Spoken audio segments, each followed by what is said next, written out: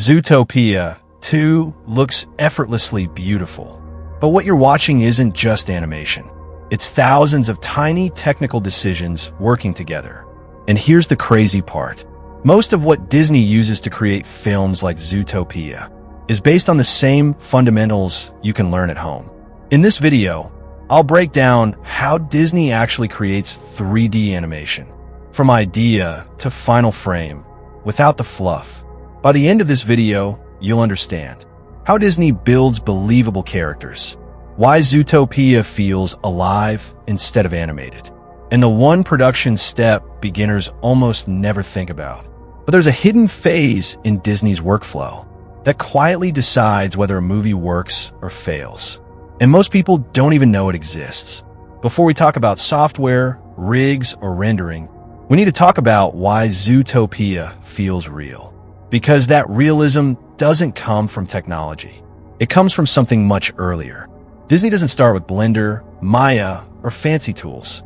They start with story and emotion. Before a single model is created, characters are written, personalities are defined, emotional arcs are mapped out. If the story doesn't work in simple drawings, no amount of 3D polish can save it. That's why Disney can switch tools over time, but the magic stays the same. Once the story is locked, characters come next. Zootopia 2 artists made 178 unique characters believable with special tools and techniques. They use Presto software for new designs like snakes and beavers. Simple choices help fur, scales, and sizes look real and fun. Gary the Snake design has no bones, so his body bends many ways.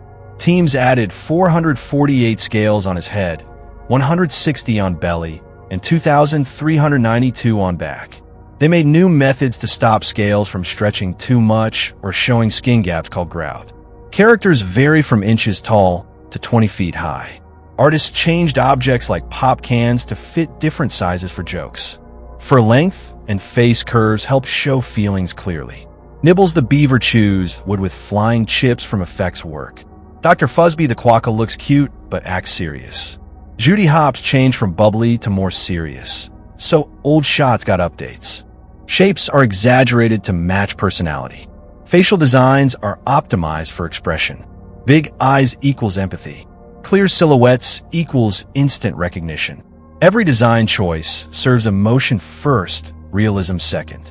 Zootopia 2 puts feelings front and center in character designs, with real-looking details taking a backseat. Designers focus on big, clear expressions so you instantly get the emotions, like joy or anger. This makes the animals super relatable without needing perfect realism. Artists use broad smiles, cheek wrinkles, and furry details to amp up emotions on animal faces. These tweaks help furry characters show turmoil or fun clearly, even if it bends real physics. Fur and scales vary by animal, but they simplify for quick reads during jokes or drama. Realism like ray-traced light or simulation supports the story, but artistic shortcuts keep focus on laughs and heart. For example, water or destruction looks sad or funny to match character moods, not just act real. Scale jokes with tiny mice or huge elephants add charm without hyperreal tech. Judy Hopps shifts from bubbly to serious, with outfits and poses reflecting her growth. Nick gets subtle nods to her influence in his look, building quiet emotional ties. New folks like Dr. Fuzzby mix cute fur with no-nonsense vibes for surprise laughs. The hidden step most people miss. Layout. Wait, Judy Hopps? The Judy Hopps? Are you working this? Layout is where Disney plans camera movement, staging, timing, composition. Think of it as the blueprint of the entire movie. If layout is strong, animation becomes easier, faster, and cleaner. If layout is weak, no amount of animation can fix it. This is where Zootopia's scenes quietly come alive.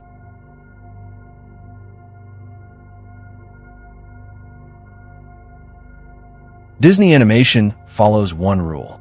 Motion reveals character. Every move shows who the animal is deep down. This makes the animation pop and feel super alive. Characters don't just move. They think before they move. Tiny pauses, weight shifts, eye direction. These micro movements are what make characters feel alive. It's not about making things move fast. It's about making them move believably. Animators act out scenes themselves for reference. They add tiny details like Judy's nose twitching first to show her bunny senses kicking in before her brain catches up. Eye darts, micro blinks, and subtle eardrops make characters think and react like real folks. Rabbits hop with both feet together. That's real bunny physics, not symmetric for looks. Snakes like Gary flex without teeth, just fangs and body bends for charm. Keep alive, wiggles stop freezing, so even silent reactions breathe life. In reaction shots, shoulders drop as tension eases. Mouths don't flap on every word. Jaw opens big, only on key sounds like secret. This nuanced acting makes Disney 3D feel way more emotional than flashy styles. Judy's ears twitch and turn towards sounds when she's alert, like a real rabbit on edge. Her nose wiggles fast when stressed, showing her nerves without words. This makes her feel smart but jumpy. Do you get your fur whitened? Because it looks fantastic. Okay, look, I'm gonna pay you back. I just need a little more time. I gave you time. Time is up. The end. Nick slinks with Sly, loose fox walks, shoulders low, tail flicking sneaky-like. He taps his foot or smirks mid-stride when annoyed, revealing his cool con artist vibe.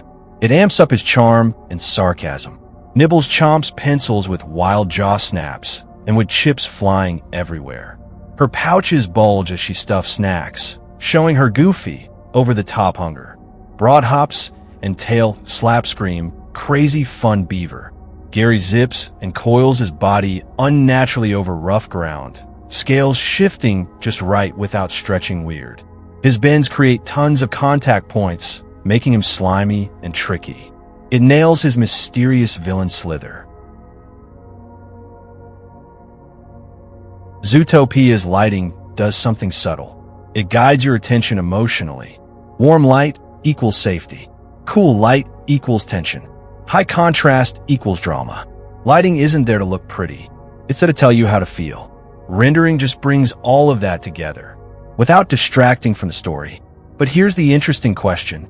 If Disney uses principles anyone can learn, why do most beginner animations look like this? The answer has nothing to do with talent. The real difference is workflow. Disney works. Story, layout, animation, lighting, polish. Beginners usually do. Model, render, hope for the best. When you flip that order, everything starts to click. If you want to learn 3D the right way, with real industry thinking, not random tutorials, hit subscribe. On this channel, I break down how professionals actually work and how you can apply it with tools like Blender. And in the next video, I'll show how you can copy Disney's workflow on a solo setup without a studio or expensive software.